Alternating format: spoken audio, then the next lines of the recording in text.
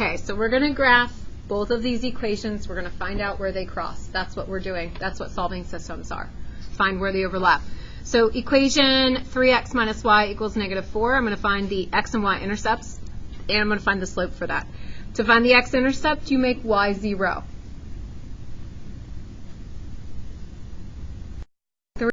3x equals -4, so x equals -4/3. The x-intercept, -4/3, 0, probably isn't the nicest x-intercept ever. Just approximate it. The y-intercept, to find the y-intercept, we make 0. Get negative y equals -4, so y is 4.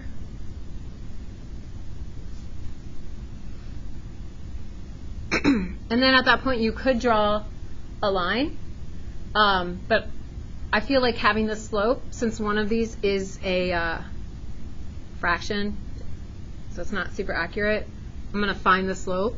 There is a trick to finding the slope, which I'm sure I went over at some point, but if I didn't, the trick for finding the slope is negative a over b when it is in the form ax plus by equals c. You do negative a over b.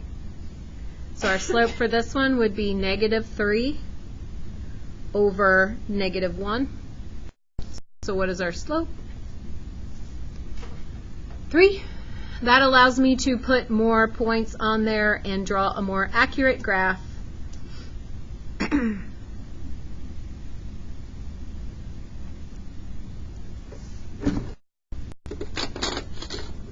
If you are using paper, I have straight edges over here, or you could just use like the side of your planner. If you're using Kami, I assume there is a line thing. You guys told me there was, but I don't use Kami, so.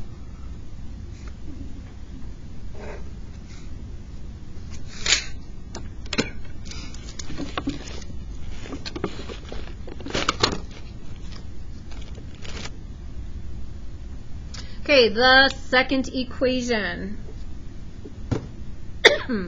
is in the form of y equals mx plus b. So I'm just going to find my slope, 2/3, my y-intercept, which is 0, -3.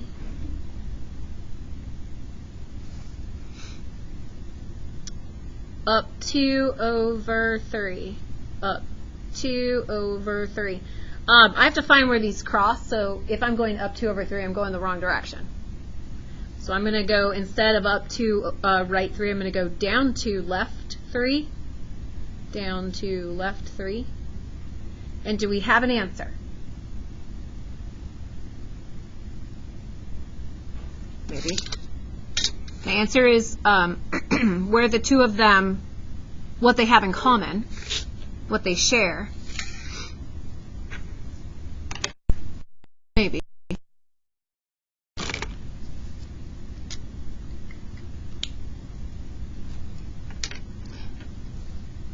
Mike, can you tell me what you think the answer is?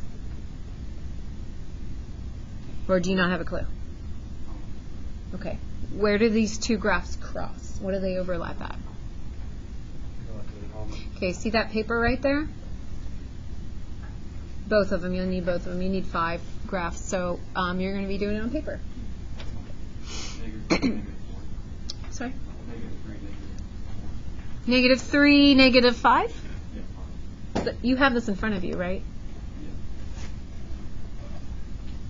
I just meant like some. Oh. So if your lines aren't very straight, that's why I put a bunch of dots there.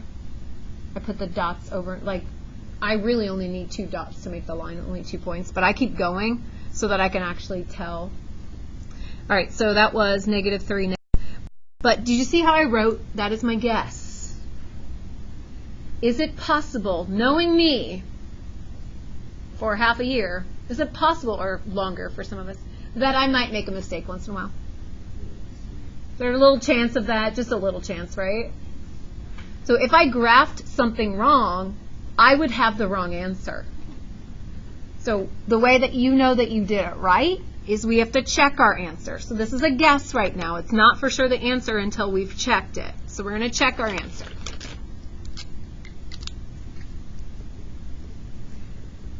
And to check it, you're going to check it in both equations. So in equation 1, I'm going to do 3 times negative 3 minus negative 5 has to equal negative 4.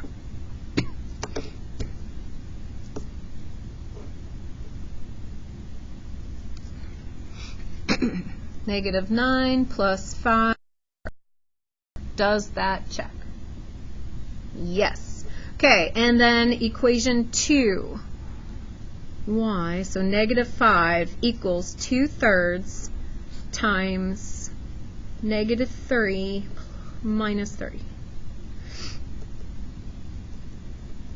So we get negative 5 equals negative 2 minus 5. Is that true? Check. So is this the correct answer? It worked in both, so the solution is negative 3, negative 5. So you're going to graph both of them. You're going to check your answers in all the equations. If they work, you have the right answer. So as we graph these, we're going to, kind of like have to remember how to graph from a long time ago. We did it chapter 1, but we really didn't do it since then, because then we spent the rest of the time on trig. Question B.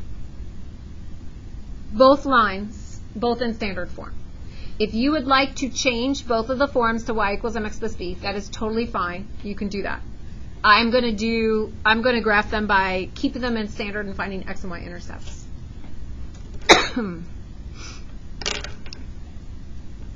So my equation 1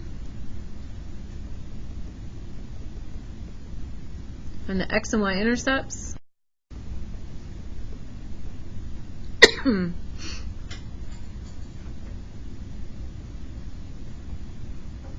Get 3x equals negative 8, so x equals negative 8/3.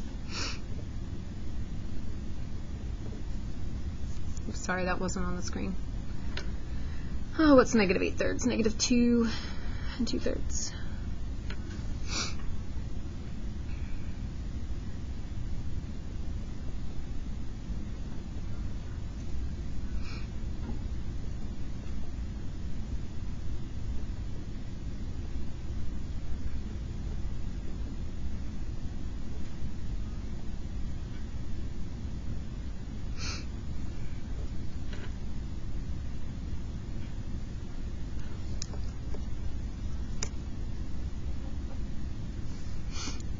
Okay. So I've got two fractions. They're kind of gross. I'm also going to find my slope because that might help me. Slope again is negative a over b. So I do negative 3 over negative 5, so 3/5.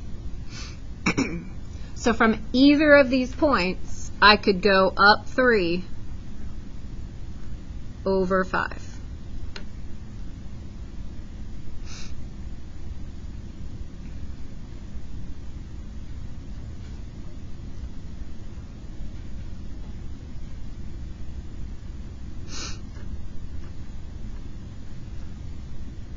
Yeah. So I gave you a hard one, but you guys are juniors and seniors, so we are ready to handle hard stuff.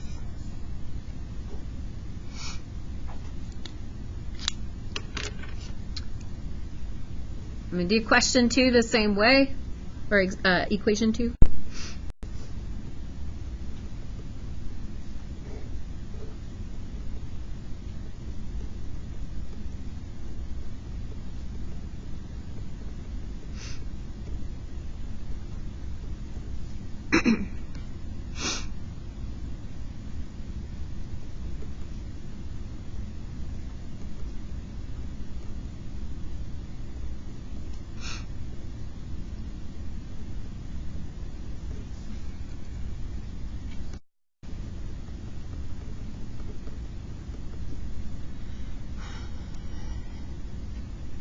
Did we ever do slope in here, negative a over b? Or am I thinking of a different class?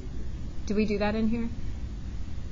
So if you've forgotten that, I'm writing it every single time I do it so that I remember it. I already remember it, but I would suggest every single time you do the slope, write negative a over b before you do it so you remember what it is.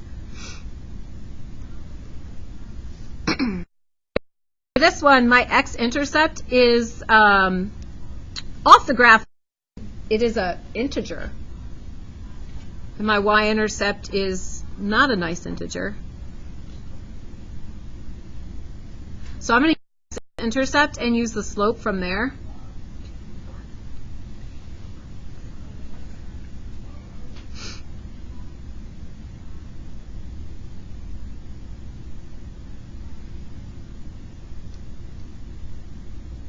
Am I going too fast?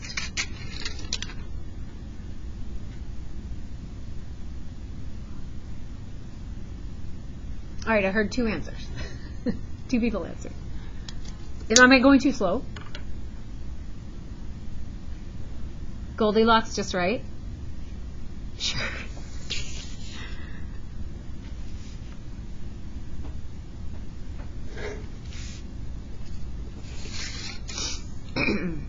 As I was using my slope, but I don't know how accurate my original graph was because I had to graph like terrible numbers. So I'm guessing this is the answer. Looks like 1, 4, 5, 6, negative 6, negative 2. Did anybody else get something close to negative 6, negative 2? Or am I way off?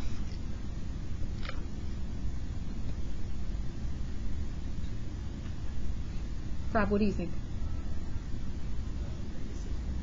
Is that what? Did you want graph paper? No, it's all right. What's wrong with your Cami? You don't have a stylus? I just don't graph paper. You know you could like flip it over so it's flat? Yeah. And I don't have my stylus. If you don't have your stylus, it's a different thing than the other thing you said. Get one. This is our experiment this year, is me not printing out all that extra paper. I will, however, like today after school, I'm going to post tomorrow's notes. So if you're at home, you're like, I'm not doing this computer thing. You can print out your own notes. I'm just trying to not waste a bunch of paper. Okay? All right, where was I? We're guessing negative 6, negative 2, but how do I know if that's correct or not? Got to check it in both equations. So 3 times negative 6 minus 5 times negative 2 has to equal negative 8. Negative 18 plus 10 equals negative 8. Yep, that's right. And 2 times negative 6 plus 5 times negative 2 has to equal negative 22. So negative 12 minus 10. Yep. So my solution is negative 6, negative 2. Yay! All right, this is too easy. Let's add some harder stuff in there. Next one has what kind of equation first? Quadratic, parabola. So if we use transformations, this should be a pretty easy one to graph because there is no stretch or shrink. What's this negative sign out front tell us? So reflect in the x-axis. And what does this plus 5 say? Translate up 5. So if we know if we know kind of our parent function, we're going to go up 5. And that's our vertex, but it's going to face down. 1, 1, 2, 4. 3, 9.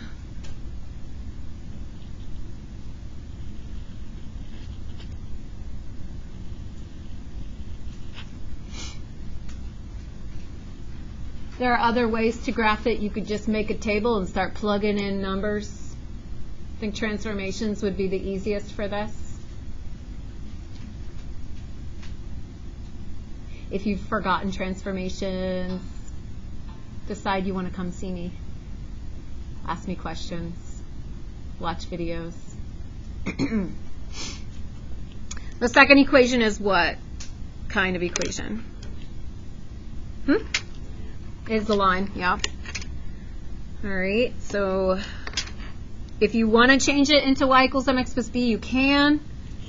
I'm going to just find my x-intercept, my y-intercept, and maybe my slope. So x is 1, negative y is 1, so y is negative 1. And my slope, negative a over negative 1, which is 1. So I have points at 1, 0, 0, negative 1, and a slope of positive 1.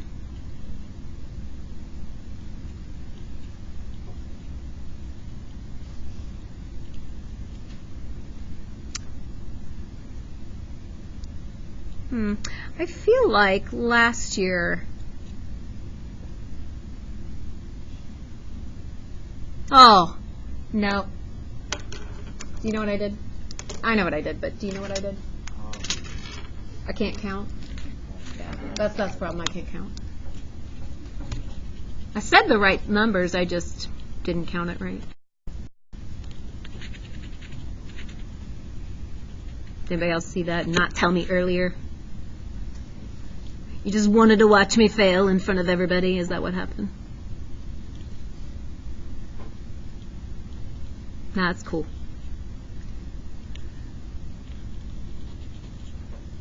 Remember that thing I was saying earlier? Who thinks that Criswell might make might make a mistake at some point? There, I just did one. All right, so where do we think maybe? Where do they overlap? Let's guess. Oh, don't leave me by myself. Amelia, give me some guesses.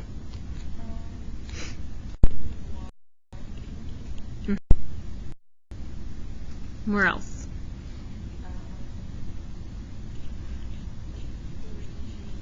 Negative 3.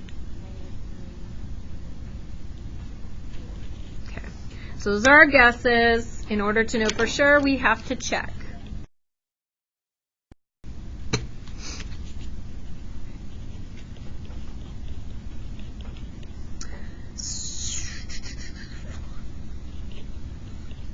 Nope.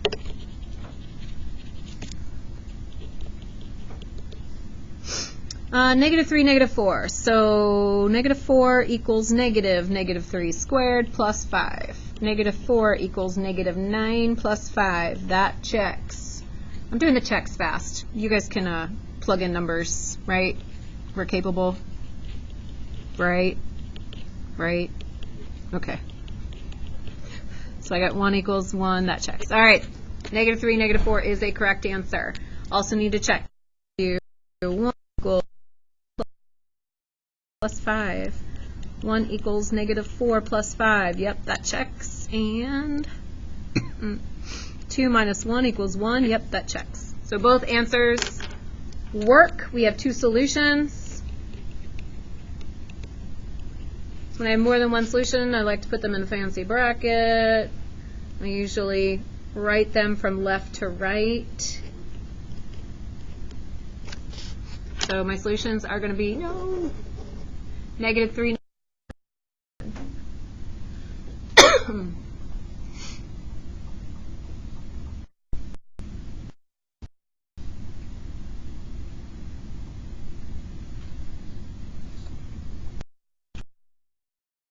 I'll try to keep that there. Put up the next one so those of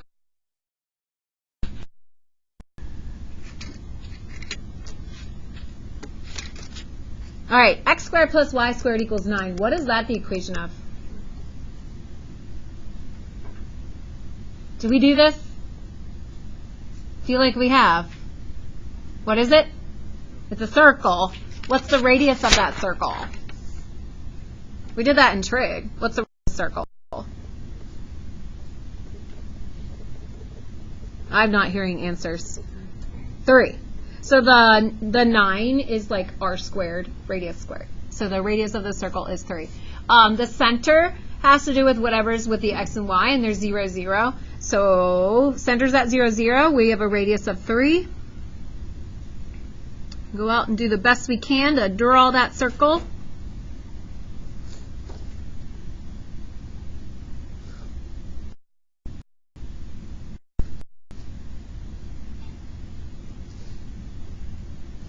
Oh, that's a pretty good one.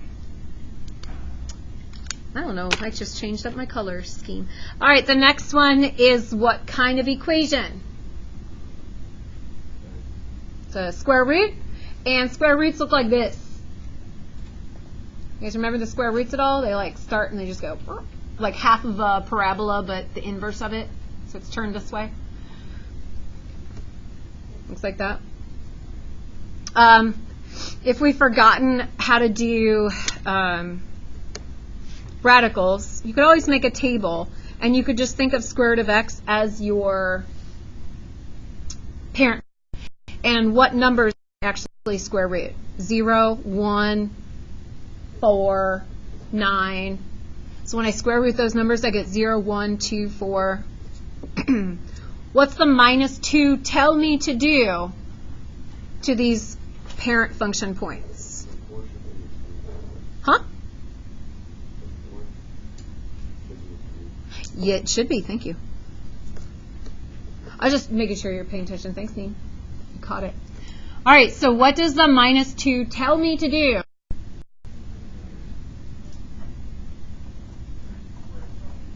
Go to the right, too. Remember, if it's part of the function, it's horizontal, and we always do opposite of horizontal. So that's going to be on the horizontal side, the x side. We're going to add 2. You might be able to do this without the table, but I'm just reviewing the table for you. And then what's the minus 1 tell us to do to the table? We're going to go down 1, so our y values go down 1.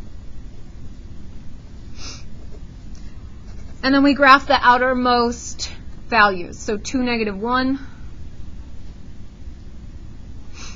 3, 0, 6, 1, and 11, 2's off the graph.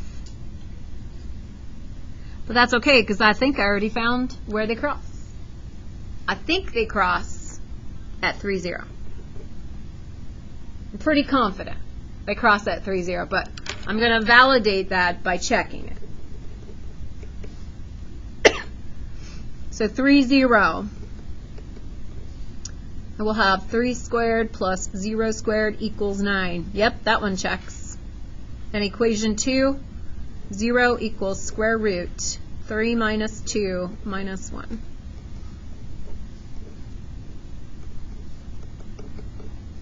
Yep, that one checks also. So solution, 3, 0.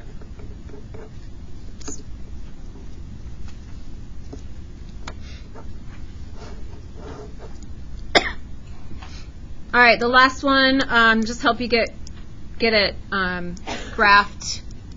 Probably don't really need to go through this entire example because it's the same stuff over and over again. But just to help you get it graphed, x minus 2 squared plus y squared equals 9. What kind of equation is this one? That is a circle. The center of this circle is not at 0, 0, though. If it's in the parentheses with the x, it's going to be opposite. So instead of the center at 0, 0, where is my center going to move? 2, 0. Yeah, so the x values will add 2. And that will be our center. And then from there, our radius is 3.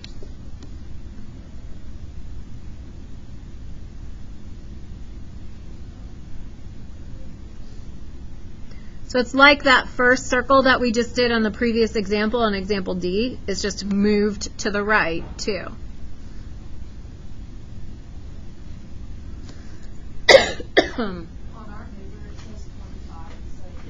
Oh, it does? Oh, okay, well, let's make it a 25 then. That's weird. What did I print it out from? I wonder if that one even works. I wonder which one's the real one.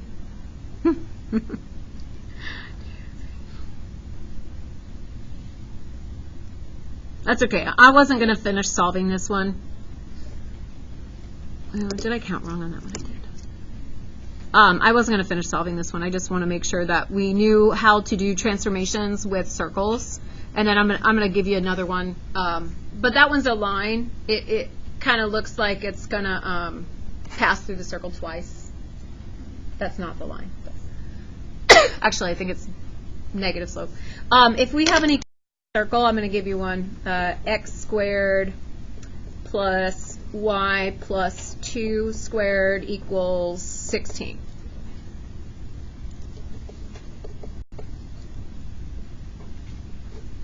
So to find the center of this circle, x has nothing with it, so the x is still going to be 0. But the y has something with it. This is different than every equation we had done in Chapter 1 with transformations. Because normally, what we did in Chapter 1, they were all functions, and it was like y equals. And we had everything on one side. Here, it's not y equals. So the x and the y are actually on the same side. So in order to do this, you're going to use the opposite of y as well. When it's in parentheses like that, when it's not solved for y, if it's on the same side as the y, it's going to be the opposite. So you're going to use the opposite of this. That's only for circles because of the way that they're set up. They're not functions. So what would be the center? 0 is going to be negative 2. So you'll just use the opposite, just like you use the opposite for the x's up here. And then what would be the radius of this one? 4. Yeah.